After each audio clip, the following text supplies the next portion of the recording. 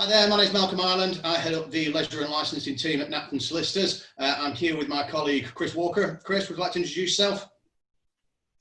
Hi, cheers, Malcolm. Chris Walker, Head of Health and Safety at Napthens Health and Safety. And we're here in the latest edition of Brief Conversations, where broadly speaking, we're looking at leisure businesses, but with a particular emphasis on the health and safety side.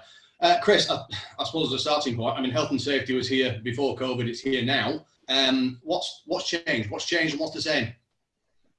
Okay, yeah, great point to start with. To be honest, exactly right. Health and safety was here. It's been there. It's been a requirement for managers, operators of businesses in all sectors to look after their people and to look after others who might be affected by the things that they do in the workplace.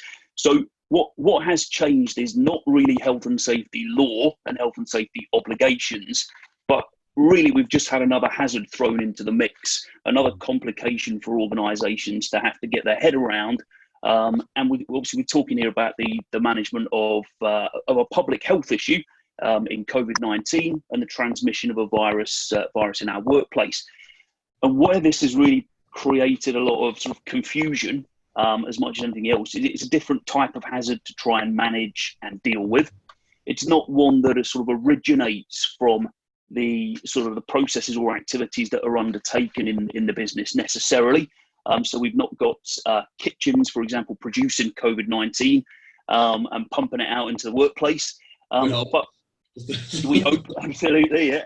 But by conducting our businesses and our operations in a normal way, we expose people to people. And in exposing people to people and creating environments in which the virus can be transmitted, we create a risk. And what's clear within our obligations as business owners and employers is that we need to reduce risk from the hazards within our workplaces as far as we reasonably practically can. When we take the COVID-19 situation, so the government have produced guidance on what they would consider a COVID secure workplace. And ultimately, while that guidance might be 30, 40, 50 pages long, the bottom line is we need to be trying to conduct our businesses and our operations in a manner that allows people using those businesses to adhere to the public health guidance, the social distancing guidance, the hygiene requirements, the hand washing, the cleanliness, the following the government guidance on isolation, for example. So while you've got to have, in a way, some sympathy for businesses trying to get their head around this entirely new hazard and do business in these times, if we sort of take the extreme view, the easiest way to control the virus is to eliminate people from all of these businesses and operations. That's the simplest way. And obviously at that point, the organisations cease to be viable. And it's now through a sort of risk assessment, for throwing that hazard into the business for the business to manage. It's finding that right balance between how many people can they let in and continue to mitigate the risk and manage the risk of transmission of COVID-19 in the workplace. So eliminating that hazard is easily done. Let's shut the pubs. You know, that was how we started. Obviously, I, for one, I'm sure you are too, I'm delighted to see them back open. And I've been doing my bit of market research on the mitigating measures over the past couple of weekends. But it's getting to that point, and we're all feeling our way through that process. Yes, there's the government guidance, but what works and what doesn't work for each establishment is going to be entirely different. So really, the key, and you get sick of hearing health and safety people bang on about risk assessment, but the key to the whole thing really is that premises risk assessment, that workplace risk assessment that says these are the areas we've identified within our undertaking, within the way we conduct our business, that could give rise to an increased risk of transmission of the virus. And here is how we're going to mitigate and manage that risk of transmission. And of course, to restate where we started, that mitigation needs to be done as far as is reasonably practicable for the organisation. So for every business, how far they need to go, there'll be some flexibility and some variance in what are appropriate control measures in some establishments that aren't appropriate in others.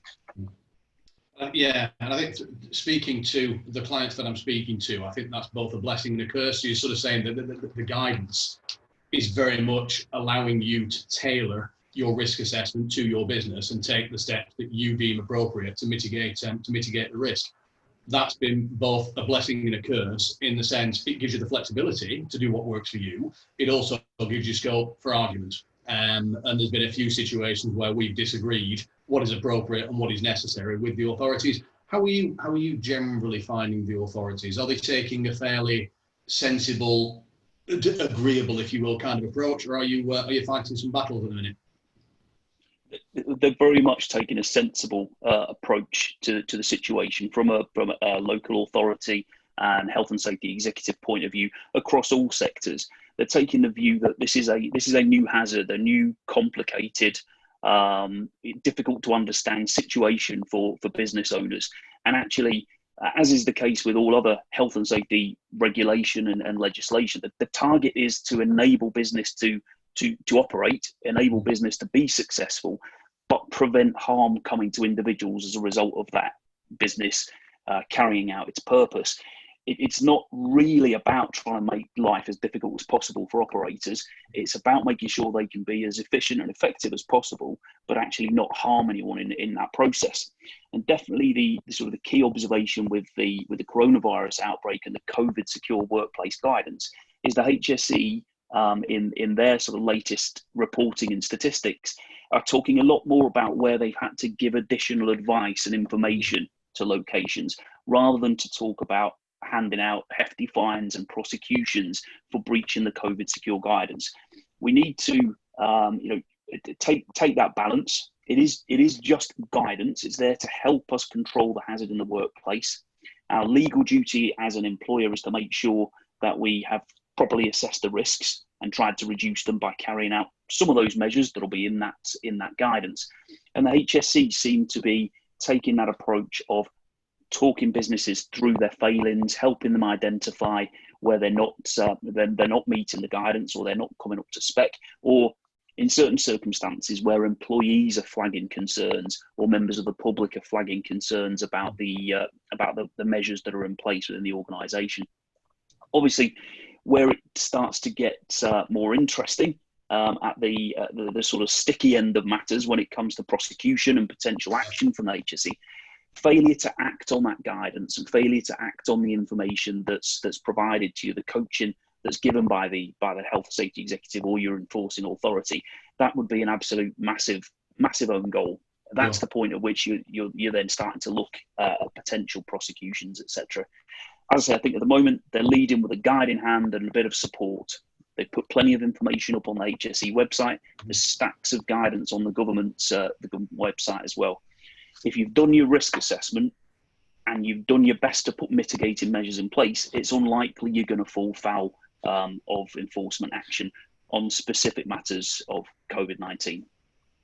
And interesting, sort of, we're talking about how each individual site will come up with its own risk assessment that works for it. Are you seeing any particular trend? And I guess what I'm thinking is I seem to be doing an awful lot of licensing of external areas at the minute. There's a big field at the back of my pub and I've never really paid it any attention before, but because people are more comfortable outside, because people are less cautious outside, if you will, the risk of transmission of disease is less. These are suddenly, starting to be utilised, and that's a definite trend that I'm seeing. Whilst each is doing its own thing, are you seeing certain trends? And if so, what are they? I think one of the key thing you point out there, that use of external areas is definitely a big one. Organisations where possible are making the best of those to, as you say, put customers at ease, make them feel a bit more comfortable about the whole experience, but also make sure they're delivering as much profitability as they can. If they can get close to profitability with the reduced occupancy indoors, so making the best of those outdoor spaces. I think what I would say on that matter, and obviously I won't name the particular establishment that I was enjoying a beverage at the weekend, but the measures that are taken to address the COVID-19 concerns, such as expanding outdoor areas and repurposing specific areas for allowing increased numbers of customers to safely use them from a COVID perspective, you need to make sure that risk assessment for those organisations on matters of general health and safety aren't missed. So the example I'll give you from the weekend just gone, I was sat in a pub having a pint in what used to be a car park, and that particular car park area was across a fairly busy road from the actual establishment itself.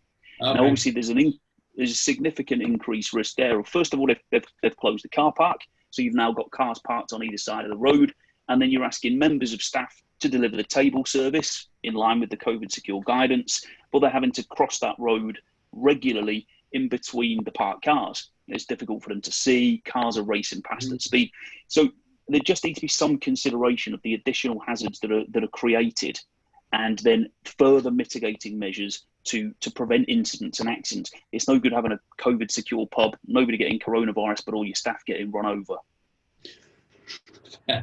So in essence, there's examples of people that are alleviating the risk of corona, but by doing that are creating more risk, and we need to be careful not to just focus on the one risk, but remember the sorts of risks that we were dealing with before as well.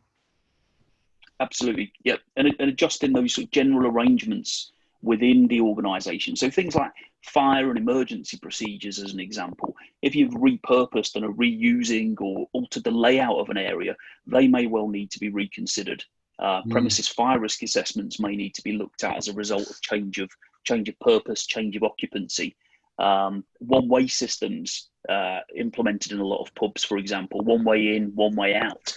But has that had any impact on the emergency evacuation arrangements for the facility? Just as an example there. But just making the workplace COVID secure, or the pub COVID secure, the restaurant COVID secure, doesn't necessarily make it safe.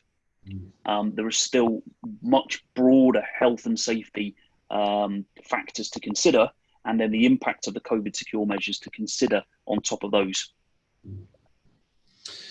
And just, again, you sort of touched on, we've touched on the authorities who are generally sort of playing nicely and working with. You said that generally people embracing what they need to do from a health, as in operators, from a health and safety point of view. What about that third variable, the customers? How are the general public responding to what operators are being told that they must now do? I mean, my sort of view on it from the start has been, look, licensees, managers, they're used to doing this. So fine, it might not have been about COVID, but they have always been in a position where they are managing people, and sometimes those people have had a couple of drinks. And I've certainly had some authorities that have said, look, you can have difficulties managing all these people when they've had a drink, making them social distance. My position has been, well, no, this is what we do. We manage people that have had a drink all the time. What sort of feedback are you getting on that front? To be honest, in my experience in recent weeks, it seems that the customer is fairly grateful to be in the pub for the most part, and as such is fairly willing to go along for the ride and whatever the measures are. Appreciate there's going to be differences from premises to premises and area to area, of course, but in the establishments that I've been in and the business owners that I've spoken to, the key thing, the customers just seem to be glad to be back, and as such are happy to cooperate with whatever the pub needs to I will do anything to allow them to continue.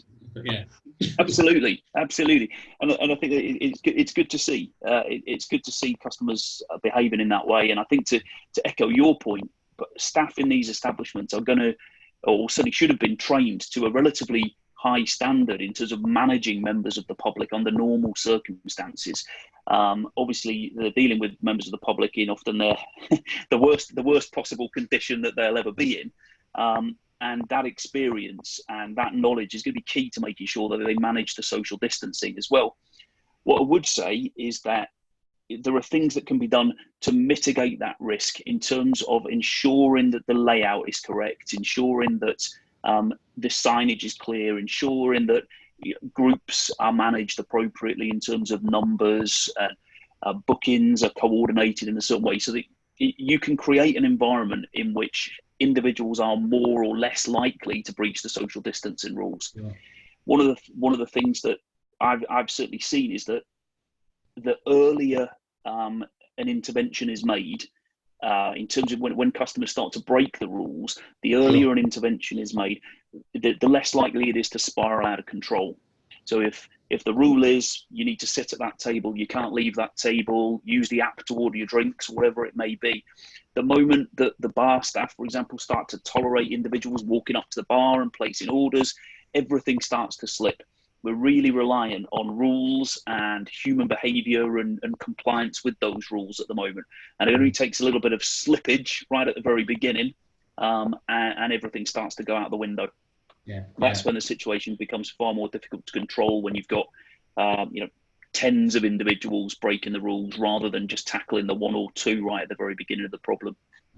Okay, we sort of touched earlier on from almost making it a bit more general, from a general point of view. We talked earlier about the idea of health and safety isn't to be a barrier; it's to enable the business to operate successfully whilst operating safely for both staff and customers. A lot of these measures are new. They're measures that they weren't taking before, and that means a lot of these measures come with an inherent implementation cost. Are you seeing that as an issue? Because talking to clients this last week or so, I suppose the situation isn't much different. We're open, we're trading, there's some income. There is also still caution. Looking forward, there is a lot of caution, and that means that if there are cash reserves, we're not sure how long those cash reserves are going to have to last, so we want to keep holding them as long as we can. Are you seeing any resistance on that front? Are measures that people are looking at possible solutions in terms of best, middle ground, worse, but most expensive, middle ground, least expensive? Are you seeing that drive any of the sort of behaviours towards what's implemented and what's not? It's an interesting question, because there's very much there are two sort of schools of thought on that particular area that I've experienced. First of all, I say I've been surprised at how willing organisations are to spend in order to get themselves back up and running. So to commit and to invest into making their premises COVID secure. So I've been surprised at how sort of committed to that organisations have been. The other thing to think about is actually the most effective control measures are, in the case of purely making your workplace COVID secure, aren't necessarily the expensive ones from a cash outlay point of view, but they are more expensive from a potential revenue limitation point of view. So the key factor is reducing occupancy, because if you've got less bodies in your premises, there's less risk of transmission. You then need less expenditure on the mitigating measures that are only required when you start to increase the capacity.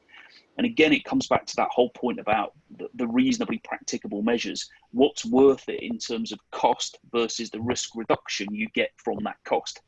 Because if actually you'd be better to limit your revenue slightly to ensure that you've got the adequate distancing, for example, rather than invest heavily on a sort of small proportionate increase in revenue, but a huge outlay in terms of mitigation costs. So it's all about that balance of understanding where the most effective risk reduction comes. And the most effective risk reduction on the point of coronavirus is capacity, number of people and how close they are to each other. Yeah, it's interesting. That's good. I think this is a really good sort of high-level discussion. I think just as sort of an ending point, if you've got one piece of advice, Chris, that somebody can take away with value, in particular sort of restaurants, bars that are trying to find their feet in this new environment, what is it? Risk assessment.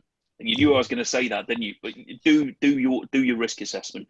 Do your risk assessment, identify the areas of transmission that are possible within your workplace, and read the government guidance. It's there, it's comprehensive. Don't get overwhelmed with the fact that there are so many pages to it. The key thing really is, what are you doing to help people maintain the public health controls within your workplace? The social distancing, the hand hygiene, and the cleanliness. It all boils down to that. If you can keep the 2 meter distancing, keep the 2 meter distancing. If you need to reduce it, that's where you need to be involved in the mitigation measures. Where you've got rules, make sure you enforce them, and make sure your staff are trained and comfortable in those rules and are able to sort of assist with the enforcement and advice of your customers. And to finish, really, I suppose from my point of view, it's great to have you back. Great to have you open. I'll second that. Chris, thanks very much, mate. Good speaking to you. We'll catch up shortly, no doubt.